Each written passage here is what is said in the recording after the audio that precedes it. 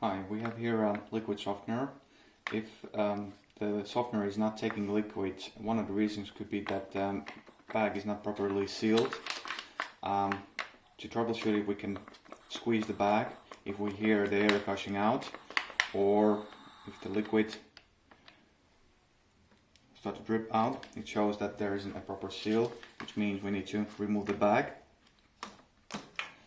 And we can just check if the O-ring is in place. In this case, the O-ring is missing, or it can be dislodged.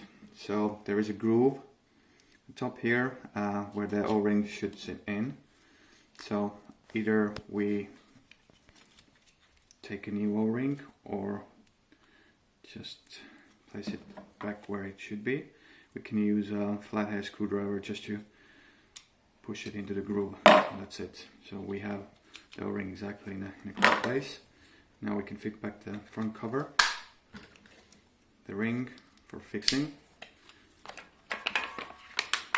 place back now the bag,